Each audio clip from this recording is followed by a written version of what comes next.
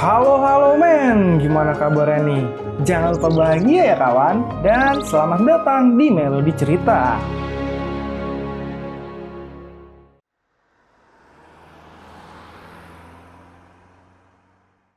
Kali ini Melodi Cerita akan melanjutkan cerita dari episode sebelumnya.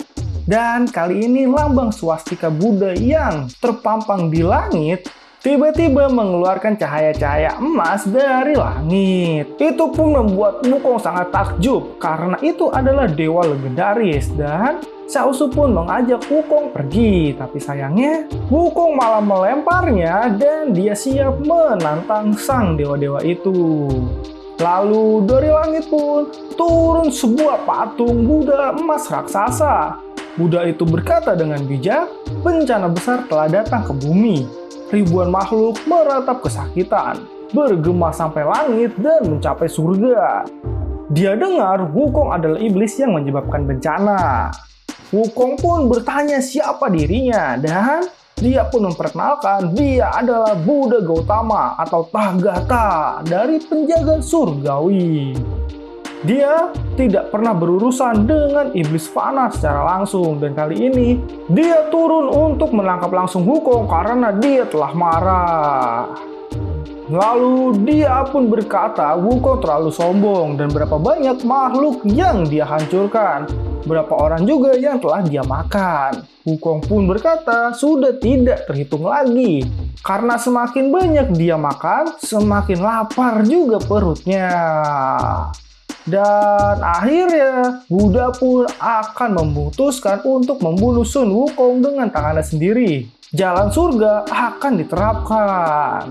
Tapi Wukong masih saja meremehkannya dan memukul wajah dari Buddha Gautama. Dan sudah, patung emas itu pun hancur berantakan. Tapi sayangnya tiba-tiba Buddha Gautama muncul di dalamnya. Dia berkata, tadi pertanyaannya hanyalah basa-basi. Dia pun langsung memukuli Sun Wukong. Dan untuk serangan penutupnya, dia menendang Sun Wukong dengan tendangan supernya. Dan jedar, dampak serangannya pun menghancurkan kampung yang ada di sana. Serangan Gautama sangatlah dahsyat dan memang tidak bisa diremehkan. Buddha Gautama pun berkata pada Wukong, izinkan dia memberitahunya karena tidak peduli seberapa kuat dirinya, dia tidak boleh melakukan sesuatu seenaknya saja.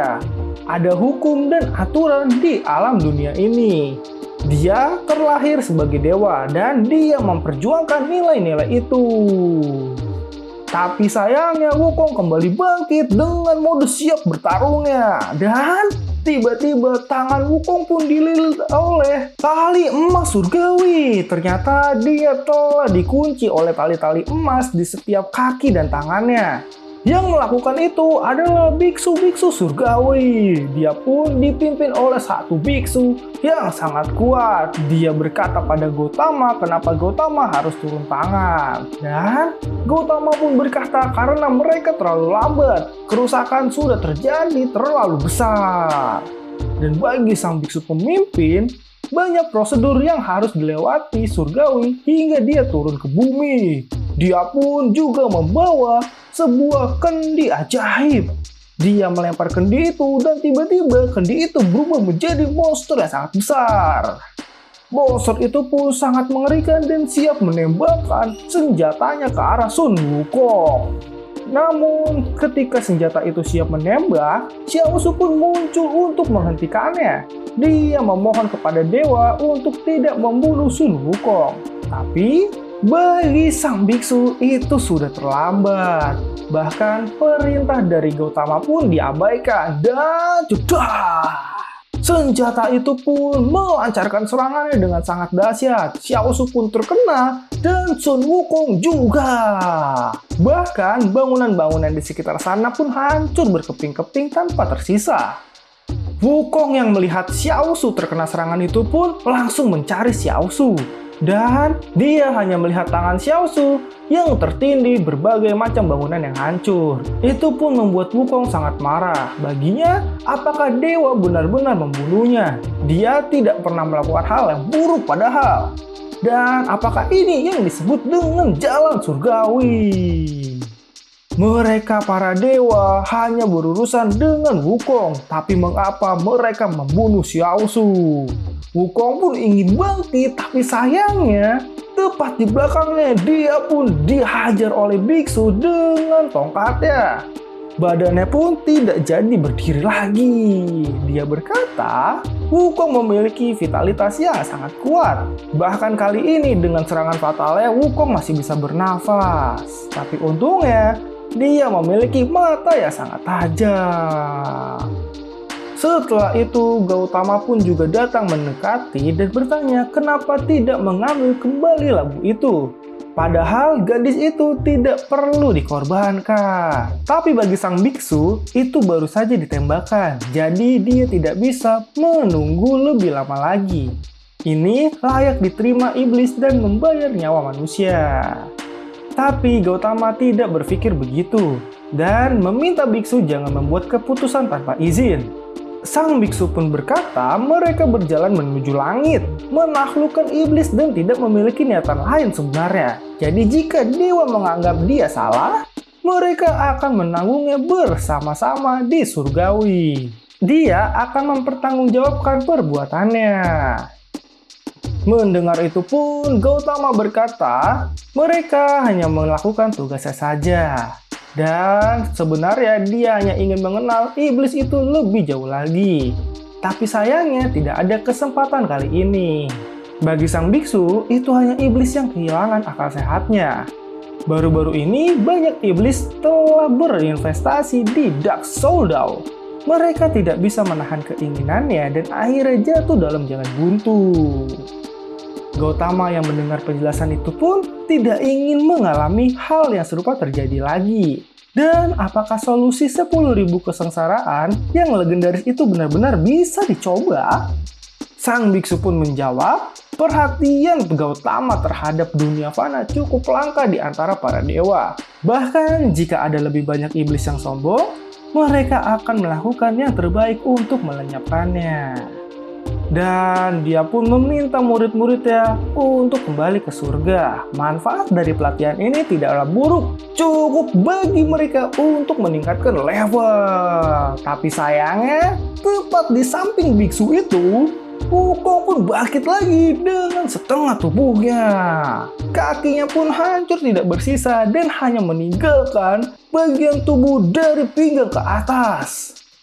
Tapi Wukong sangat marah. Dia berkata mereka tidak bisa pergi. Dia pun merubah wujudnya ke mode kera raksasanya. Wukong dengan brutal menyerang kelima biksu itu. Dan serangan itu benar-benar mengakibatkan mereka semua kewalahan. Wukong mengeluarkan kekuatan supernya dan tembakan supernya ke arah mereka. Wukong mengembalikan rasa sakit yang dia rasakan tadi dan jedar. Tembakan itu pun benar-benar sangat dahsyat. Bahkan Gautama saja mengakui kekuatannya meningkat dengan kebencian di batinnya. Kemarahan Wukong terjadi karena dia melihat Xiao Su meninggal di depan kepalanya. Itu adalah kekuatan iblis yang luar biasa yang sesungguhnya bagi Gautama. Hal ini tidak mudah untuk ditangani. Sedangkan Sun Wukong pun mengambil biksu yang tadi menyerangnya dan menyerang Xiao Su. Dia pun membuka mulutnya lebar-lebar dan memasukkan biksu itu ke mulutnya. Dia menelan biksu itu hidup-hidup.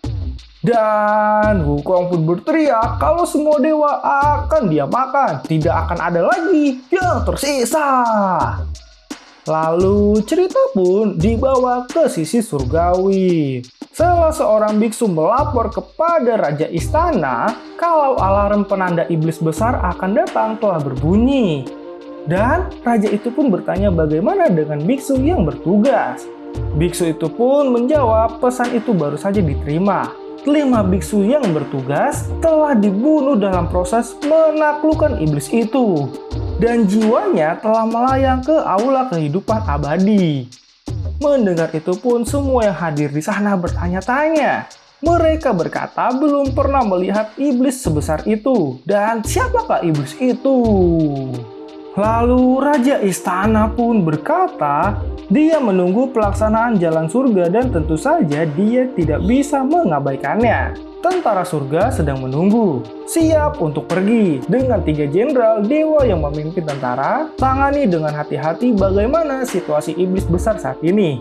Dan siapa yang bisa melawannya? Iblis besar itu sedang dikendalikan oleh dewa besar juga. Jadi tidak akan terjadi kerusakan yang besar di dunia fana.